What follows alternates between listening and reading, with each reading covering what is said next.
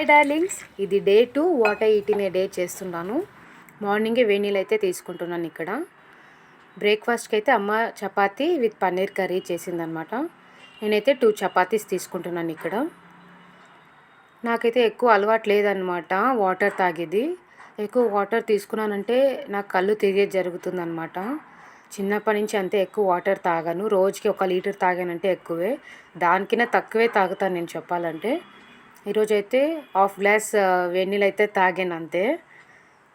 ఇంకా నేను చాలా ఫుడ్ తీసుకున్న తర్వాత కూడా ఎక్కువ వాటర్ అయితే తీసుకోను.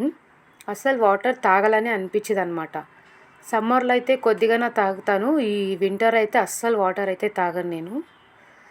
ఇంకా పన్నీర్ కర్రీ అయితే బాగా అయింది. 2 చపాతీస్ అయితే తిన్నా నేను.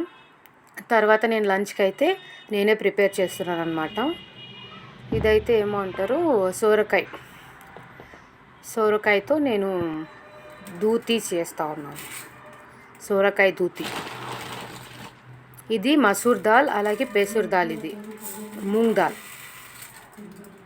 రెడ్ కలర్లో ఉండేది మసూర్ దాల్ అంటారు, ఎల్లో కలర్ దాంట్లో ఉండేది మూంగ్ దాల్.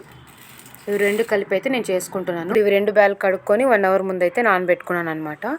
1 అవర్ ముందు ఎందుకు నానబెట్టుకున్నానంటే, ఇప్పుడు సోరకాయ దూతి కదా మనం చేస్తూ ఉండేది. ఇప్పుడు విజిల్కి ఆ 2 ఒకేసారి కలిపి వేసుకున్నామంటే సోరకాయ ముక్కలు మెత్తగా అయిపోతాయి అన్నమాట. అంత టేస్ట్ రాదు. మనకు సోరకాయలు ఎట్లుండాలంటే ముక్కలు ముక్కలుగా ఉండాలన్నమాట, ఉడికినా కూడా మెత్తగా అవ్వకూడదు. అందుకోసమే బ్యాల్ ఒక 1 అవర్ ముందే నానబెట్టుకున్నామంటే, మనం ఒక 2 విజిల్స్ వేసుకున్నామంటే బ్యాల్ ఒకటే మెత్తగా అవుతాయి, ముక్కలు అలాగే ఉడికి ఉంటాయి అన్నమాట, మెత్తగా అవ్వదు.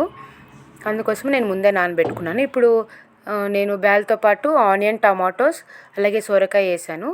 ఇప్పుడు విజిల్ అయితే పెట్టేసుకుంటున్నాను అనమాట. ఒక 2 విజిల్స్ వస్తే సరిపోతుంది.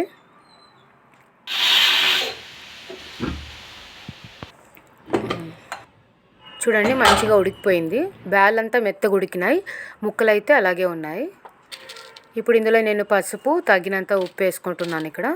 అలాగే కారం, ఇంకా సాంబార్ పౌడర్ కూడా వేసుకుంటాను. వేసుకొని మంచిగా కలుపుకుంటాను. ఇది అంతా ముందుగానే వేసుకొని అయితే మేము కలుపుకోవచ్చు, లేదంటే ఇప్పుడు నేను పోపు వేస్తాను కదా, పోపు వేసిన తర్వాత మేము కుక్కర్లో ఉడికి పెట్టుకొని ఉంటాం కదా, అది వేసిన తర్వాత కూడా మేము కడాయిలో అయితే వేసుకోవచ్చు ఉప్పు, కారం, పసుపు తగినంత. నేనైతే ముందుగానే వేసుకొని కలుపుకుంటా ఉన్నాను. ఇప్పుడు నేను కడాయి పెట్టుకొని ఆయిల్ వేసుకుంటున్నాను.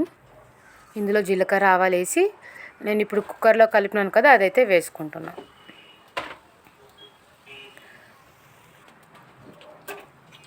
చూడండి, కలిపి వేసుకుంటున్నాను. మీరు కడాయిలో వేసిన తర్వాత కూడా వేసుకోవచ్చు ఉప్పు, కారం అనేది.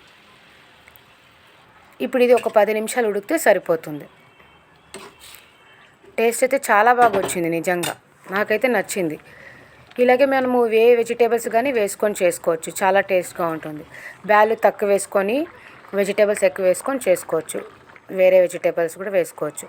ఇది చపాతీకి కానీ రోటీకి కానీ బాగుంటుంది. నేనైతే ఇందులో 1/2 లెమన్ కూడా వేసుకున్నాను. ఇంకొంచెం ఉడికితే సరిపోతుంది. కొత్తిమీర అయితే వేసుకుంటున్నాను.